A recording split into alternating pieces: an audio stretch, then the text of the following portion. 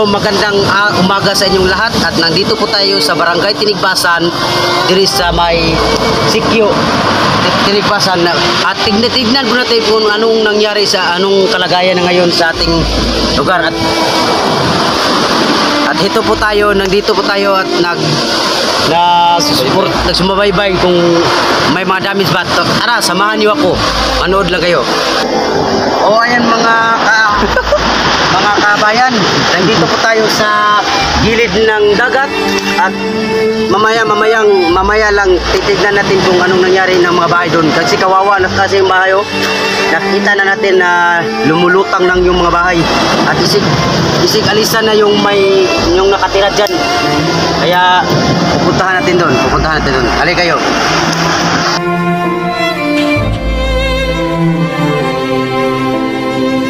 Kabayan, nandito po tayo sa kawawa naman itong may nakita ako na may dadaanan ako isang bata na kawawa daw, sabi niya nalunod daw ang kaniyang bahay sa gilid ng sapa, kaya ngayon kawawa, mabuti na lang may bato na lumulutang, nabubuhay pa siya. Kaya giniginaw na nga kaya mga kabayan, suportahan po natin mga kabayan, kaya sumaybayan po natin lahat dito. Mga kabayan, nandito tayo sa may dagat kilid at napakalaki ng alon nito at nakakatakot na kasi wala na madadaanan sa mga tao kasi puro na lang alon nandun, kawawa na nandun lahat, nawala na lahat, maraming mga pamuton lumilipad na.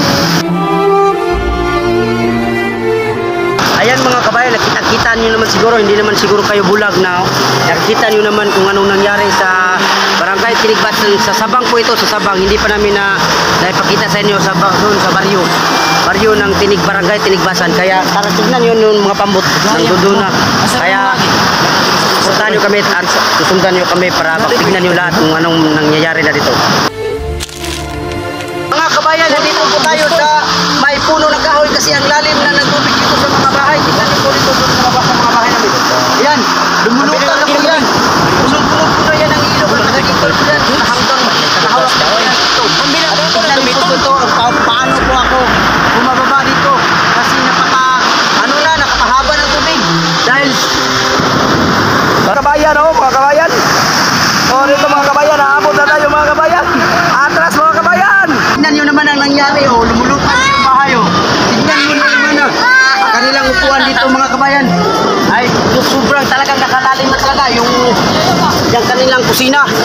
Wala, lunob na wala nang tao dyan kasi umalis na. Kaya huwag kayong kalimutan nilang mga kabayan mag-follow at mag-page para makita pa mo sa mga susunod pa na mga video sa dito sa sentro ng Tinigbasan, Barangay Tinigbasan. Kaya mga kabayan ay magkalimot o pag-share o pag-follow, pag-comment sa mong page na kaning mga kabayan para masuportahan niya itong nagaliso din ng mga balay ba ito. Sige, let's go. So mga kabayan, ipakita namin sa inyo ang kanilang CR kung ano na nangyari. Tignan nyo dito guys.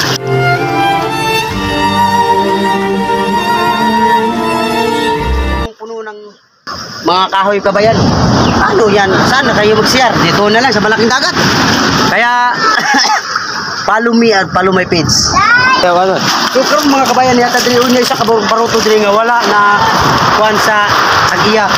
Wala na sunod tagiya ni baruto diri na abot asa na tagiya diri mga kabayan nani diri sa Barangay Tinigbasan luya ni barutuha.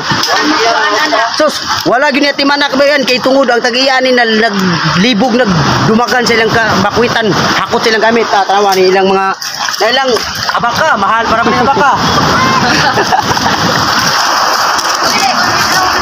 Mga kabayan, nakikita nyo naman siguro kung gaano ka dumi ang ating Tinigbasan. Tignan nyo, wala nang mga sasakyan kasi binagkukit na nila doon sa kabundukan ng malayo sa dagat kasi kawawa naman ito. So, tignan nyo mga bahay dyan. Yan, dalawang tindahan at saka bahay. Kawawa naman yung sinanay. Yun mga kabayan, dito tayo magtatapos kasi pupuntahan sana po namin yung aming bahay. Baka ano nangyari ron, baka nalulunod na yun. Wala kami masakpan, matutuluyan. Let's go!